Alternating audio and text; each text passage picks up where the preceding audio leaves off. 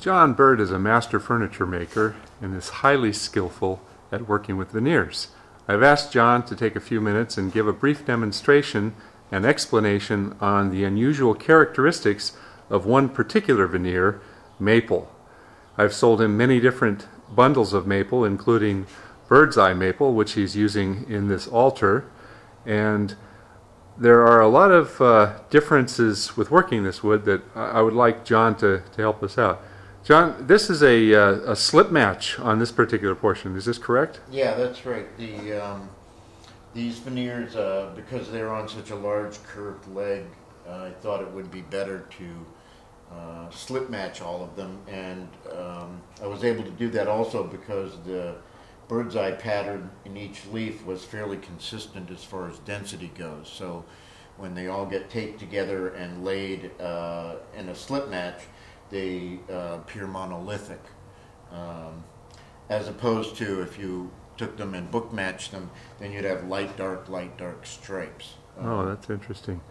The other thing is that there are problems with laying maple. This is hard maple veneer, because if you look up in the wood books, it says that it has medium movement and surface, which means it's fairly responsive to changes in humidity and moisture in the air, and it moves a fair amount. So when you're laying up a curve as large as this, the problem over a form when you're veneering it, that the veneer, because it expands the minute it hits the glue, can wrinkle up. So you have to be really careful with that. And that's another problem with maple as opposed to woods like mahogany, which are very stable, especially when you're doing multi-piece pie crust matches. The veneer, if you tape everything together in a 12, 8, 12, 16 piece match, and the taped up sheet is flat, the minute it hits a substrate with the glue on it, it starts expanding. And so what will in fact happen is the outside diameter will get larger and pull the points or the center of the match apart. So to compensate for that, and knowing that to compensate for that and using maple, what I do is I take the veneers and I tape them together finally so that they're actually risen up in sort of a pyramid shape, and so the center is up in the air. So when I put the veneer down on the substrate and it starts expanding, that pyramid, it starts expanding around the outside circumference. The pyramid actually slowly lays down in the center. And so what I do is when I put the substrate on and I'm going to put it in the bag press, I just wait a minute or so until the substrate and the veneer are fully in contact, and at that moment I press it and it holds everything in place. So you're sort of, because you know that the material is going to move in certain ways, i.e. expand because it hits water-based glue, then you pre-compensate for that. Okay. Well, these are the vertical legs for the altar, and these are also on a substrate of MDF, and they are it's basically a rectangular box construction, and there are filler blocks in between, so that when I put them in the bag press, the box won't distort when the vacuum press is on. It holds its shape so that the veneer gets pressed on evenly. You also put hardened edges underneath the veneer for impact resistance. Yeah, that's the other thing. Is these vertical legs are at the outside corners of the altar, so they are more susceptible to impact damage. So in the substrate, I routed a slot along each outside corner and then inlaid a piece of hard maple solid stock, so that at least there was something tough at the corner underneath the veneer to deal with impact damage. John, on this matchup, the slip match, it seems that there is a darkness at one edge where you're putting it together. Is that in the wood, or is that? Could you explain that? Well, there are two possibilities. The first one is when all these pieces are taped together with veneer tape, when you're cleaning the veneer tape off, the glue, the residue from the glue can be a dark stripe. But this has been scraped and sanded and has one sealer coat of lacquer on it now. And so I know that that discoloration is not from the veneer tape. These bundles of veneer I've had for a couple of years, and what's happened here where it's darker is that the veneer was exposed to air and ultraviolet light, and so it's oxidized and darkened. What will ultimately happen here in fairly rapid, in a fairly rapid amount of time is that because it's all exposed, all of it will tone to this darker amber color. Oh, so ultimately you won't see that difference. It'll all blend together. It'll all blend together, just like, and so the maple actually gets darker, as does mahogany, and then there are other woods that, when they're exposed to ultraviolet, get lighter. Interesting. They tend to bleach out. So it's sort of, I already know which way this is going to be going, so it's not problematic. So you're planning for that change. Yeah, yeah. John, I know I've been asking you about the veneering, but the construction of the substrate in here is very unusual. Could you explain this a little bit, please? Well, the leg is formed over a male curved form and laid up in subsequent layers. Because of the thickness and length of this, to be able to pick this up and maneuver it around, parts of this are made hollow. Most thinner layups I do in the solid. So this has interior skin, and then a bunch of ribs in the middle. It has, so the perimeter of the whole piece is solid bending ply, and there's an inside and outside skin which tie that all together. That was all done for weight reduction purposes. Wow, excellent job. Another approach to the inlay work in the corners of the hard maple that I did on the vertical legs is the outside of this, because of the acute angle here, would be difficult to route and inlay a piece. So what I did instead was I took the face veneer bird's eye maple and I laminated it. I made 2-ply with a layer of plain maple underneath it, and then I glued the 2 layers together onto the substrate here. So in fact we have a stronger corner because there's 2 layers of veneer as opposed to 1, so it'll be less susceptible to damage.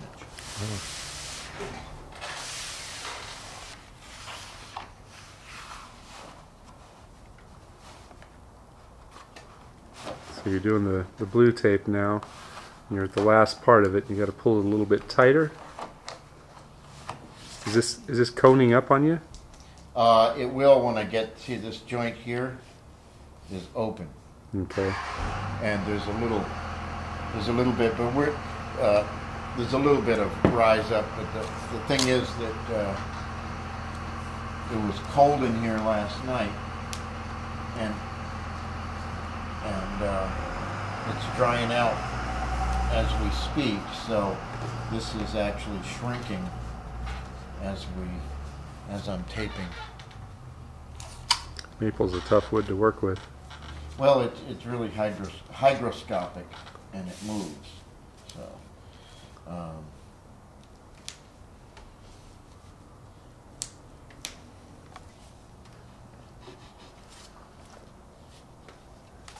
what John is doing here is he's taping together the show side. No, I'm sorry, the glue side with the blue tape first, and then he's going to flip the entirety of this tabletop over and put down the veneer tape on the opposite side.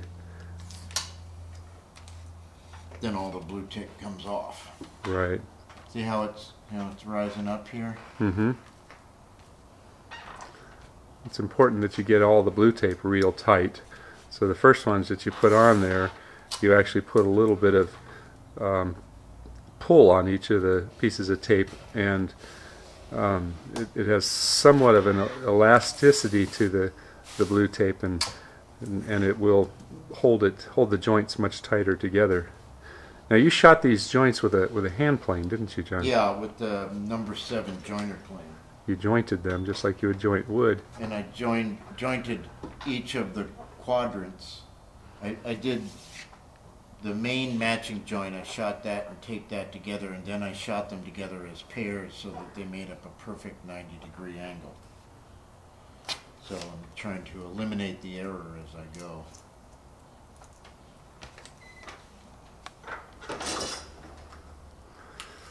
Now you're off on the veneer tape. You can see where he's taped up the quadrants first. Now he's putting together 4 of the quadrants, and he's following the same procedure.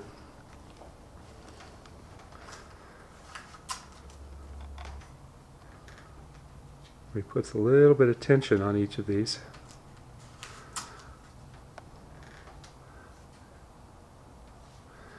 And as the veneer tape dries, it also puts a little bit of pull on the joint.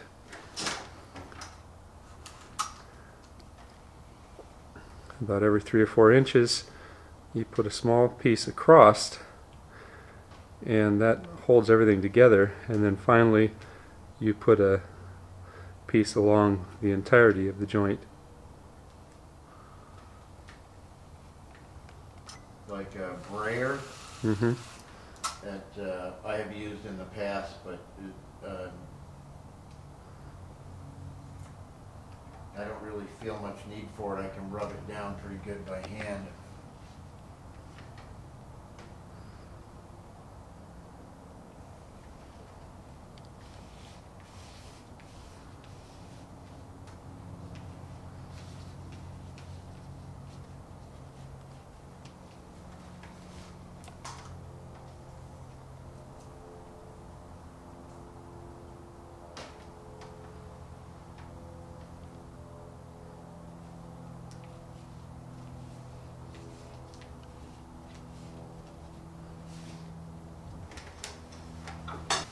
Here's the base for the altar.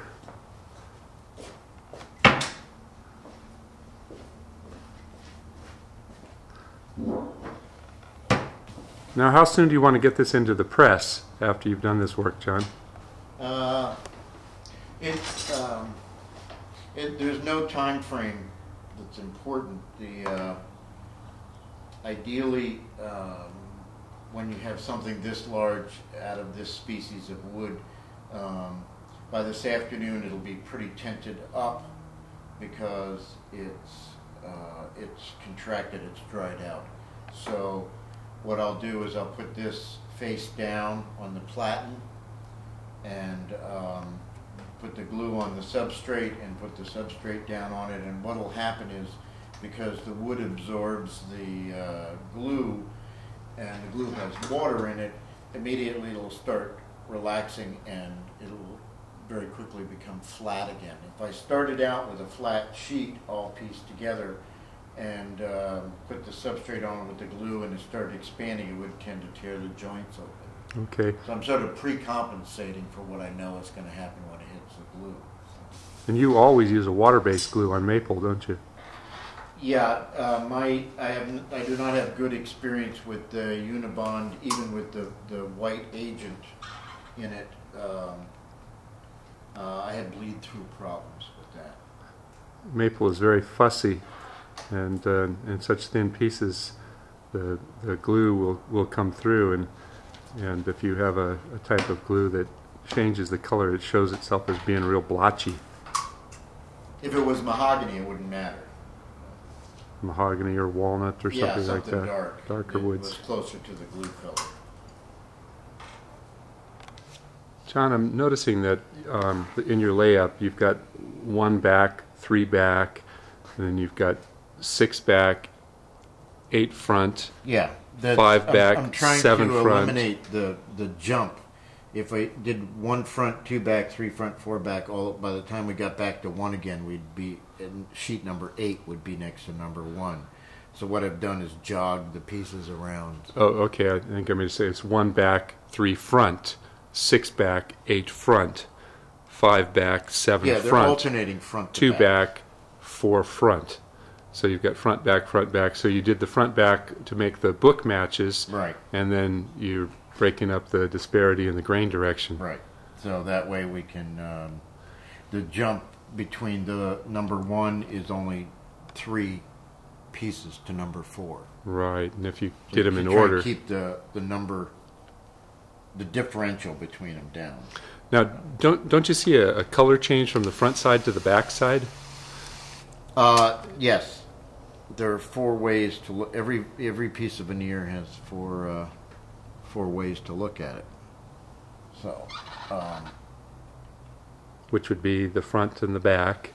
and the top angle and the bottom angle. The angles.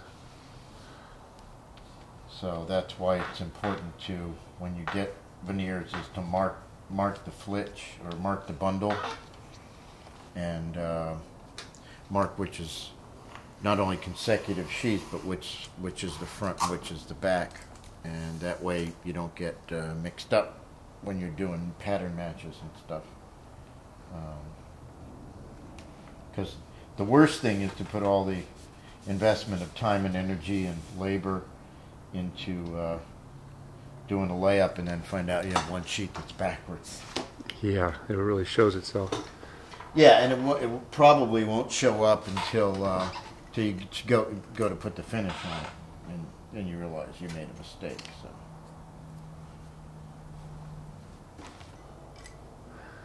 Yeah, it's interesting that when you walk around this piece of maple, the quadrant in front of me and the quadrant further away looks darker from this angle, and the 2 side ones look lighter. But if I walk around from the other angle, it'll be just the opposite.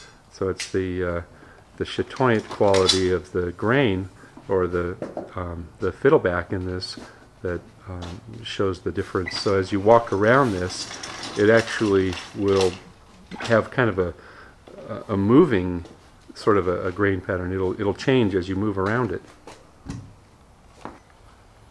Okay, some woods have more chatoyant qualities than others.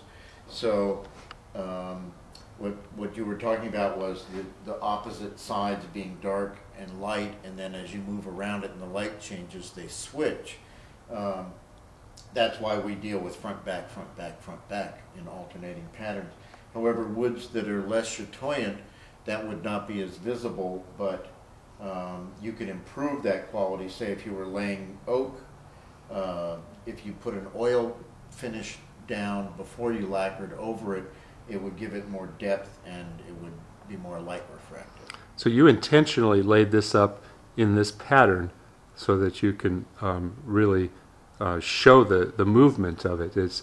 Oh yeah. This is the show top for the altar, and it'll have inlaid lines and stuff. But it's more than just beautiful grain. I mean, it actually comes alive as you move around it. It'll have a reflective, constant changing. So from whatever angle you're viewing this, and you walk around it, it'll constantly be switching from light to dark, depending on the quantity. That's the idea. Yeah. Has his bag press up here in the attic, and he's getting ready to do a glue up here. I thought I'd see if I could catch this in action. John has yet to put any of the glue on it, but as you can see, all the tape has been removed from the glue side. This is all ready to press. It's on the platen. The face side is down with the veneer tape on it, and you can see really well here how it's tinted up in the middle. And we're going to put the glue on the substrate and put the substrate face down on here, and so the veneers will start to spread and expand, and that tinting in the middle will go down by the time we get it in the bag and press it, as opposed to having this laying flat and having the veneer expand from the glue. And then by the time we get it in the bag press, it's actually pulled the joints apart. Oh. So this is more susceptible with maple than other species like mahogany and walnut that are much more stable. So here you can see the juxtaposition of the chatoyants, and From this perspective, the panel closest to us and furthest away are darker, and the two panels to the panel to the left and right are refracting the light differently. Now what happens if you rotate it?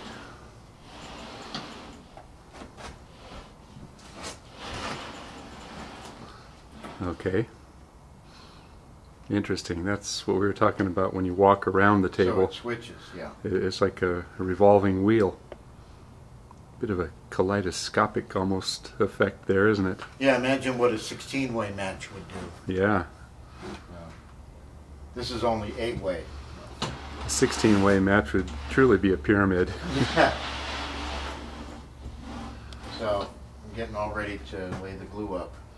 Is there a certain temperature of the day that you like to do this? Or does it matter? Well, I jointed all the veneers this morning when it was cooler and more dampness in the air, and up here it's 95 degrees and very dry, so that's contributed to it drying out and tinting. But the minute the glue hits the veneer, it starts expanding and going back to where it was this morning. So when the substrate goes on here, the veneer holds, that tinting in the middle holds the substrate up, and as soon as the veneer has absorbed enough glue, the substrate comes down and touches the bottom platen, and that's the time to put it in the bag. But you don't want to push it. If you push it too fast, you'll force the joints apart, right? Yeah. Yeah, you don't push it down. You let the glue expand the veneer. How long does that typically take? 30 to 45 seconds. Oh, okay. So alignment, you have to align things real quick. Okay, interesting. Because whenever I do a layup, I just generally have a nice flat layup and I put it in there and boom, into the press. But well, it's much easier with smaller layups. You don't have all these problems. It's sort of increase and become factors when you start laying up big pieces. So, John, you're not going to put the glue on the veneer. You put it on the substrate, and yeah, generally you always put the veneer. The glue on the substrate, because the veneer. You can take a piece of veneer and do an experiment, and you put glue on one side of it, and it rolls up into a cylinder almost immediately from moisture being wetter on one side than the other. So what we're doing is we put the glue on the substrate, and only when the substrate hits the veneer does the glue start expanding the veneer. So will you flip that over and put it on the substrate, or the other way around? Oh, we'll put the glue on the substrate face up over here. We have lifting handles on the back side of it, and we'll flip it over and lower it down onto the veneer. And make sure it's and then dead center. Check for alignment, and then put it in the vacuum bag. Okay. And do you tape it on so that you don't get any movement before you put it in? Generally what I do is I just use a couple spring clamps to hold it. This isn't curve work, so there isn't a lot of movement. The bag pulls down pretty evenly. Okay. So, make sure dust this off by hand. Make sure there's no big nits or anything. You're coming over here to do that? Yeah. John has elicited the help of a friend to do this operation, Mr. Mike Kelly. We're relying on the moisture to flatten everything out. This is type on 3? No, this is type on period. Oh, okay. Over here. So how long do you anticipate this is going to take, this whole gluing up process? 2-3 minutes. Okay. Maybe a little longer. On your mark, get set, go. Now, why do you moisten it all down first? Well, because it's so hot up here that the substrate has sucked the moisture out of the glue and dry it before it even has a chance to.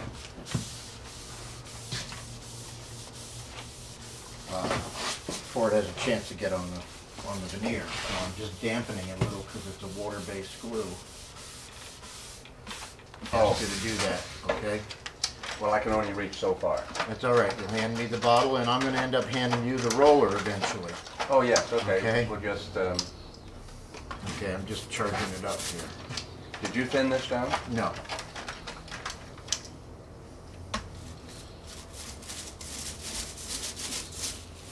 Any special type of roller you like to use? This is a foam roller. It has no nap. Nappy rollers tend to shed into the glue.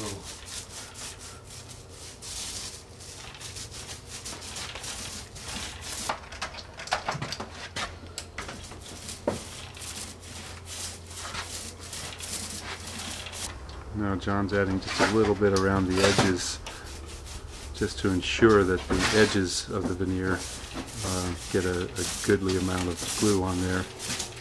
That's where he has the most problems. Okay, yeah, I'd rather a little excess, Mike. Put another roller on there. Another one? Yeah. Not a whole lot more of it. Right. You know, I'd rather have it thicker than thinner.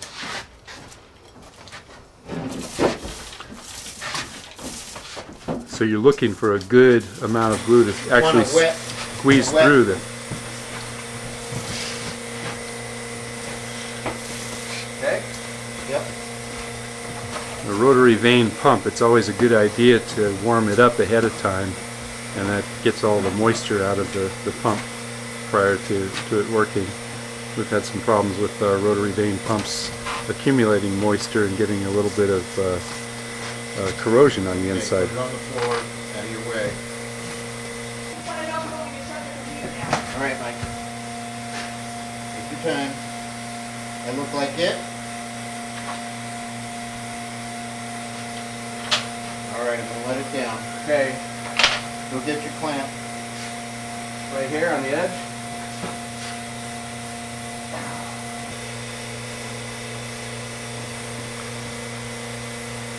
He locks it in place with tape all the way around so he doesn't get any slippage. Oh yeah.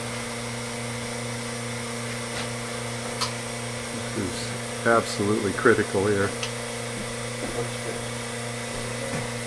Here. Give me one of these. All right.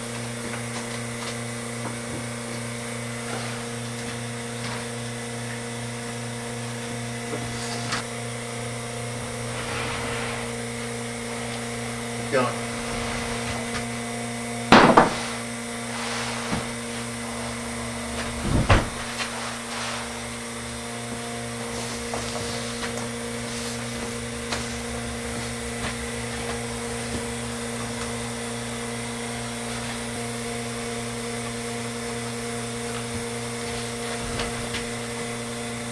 That's it.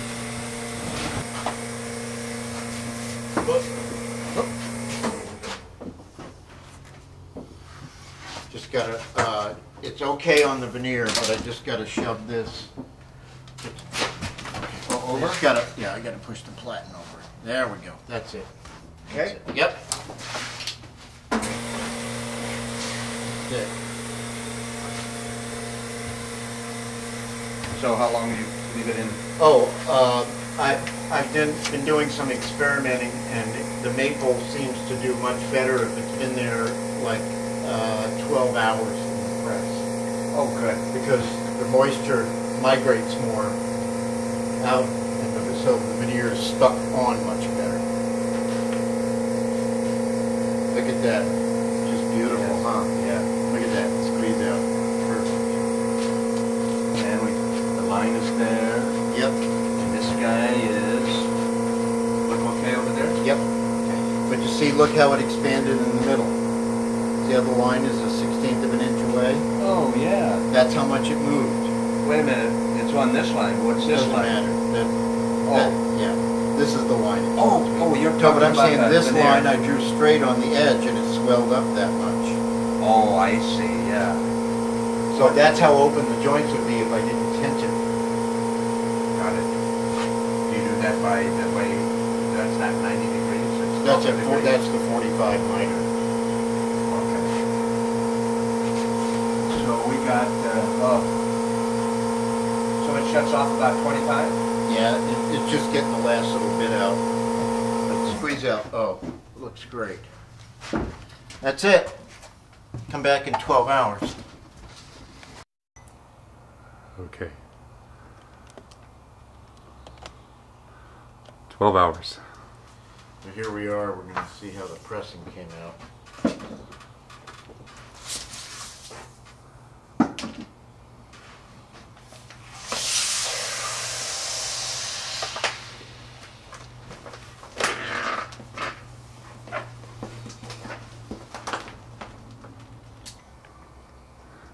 got it out of there. Those The- handles are a good idea, Yeah, John. these lifting handles really are helpful, especially when you're trying to get a large substrate flipped over and onto the veneer. Just have to make sure there's no sharp edges. So Okay. here we are, we've got the top pressed on. It's been in the press overnight and looks pretty good. Doesn't look like any of the joints opened up here. You can see even better the dark light alternating colors from the chatoyance of the maple. And next step is to take the veneer tape off and check all the joints. How do you take the veneer tape off? I've heard different ways of doing it.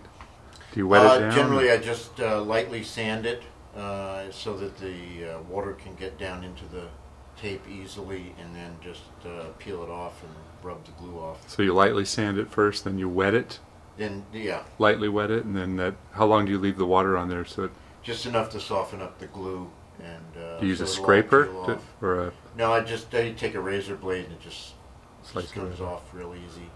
Okay. Cool. We'll have to get this finished later. And you're gonna give it a shot of lacquer when you get it all sanded and cleaned up, just to protect it. Yeah, once I get it sanded, then and I have to route grooves for all the inlay work. And if I put just a really thin sealer coat of lacquer on it, it keeps fingerprints and other glue from adhering to the surface, makes it easier to clean up. Yeah, veneer splotches and gets stains and marks quite easily, so you have Yeah. to be very, very careful of it.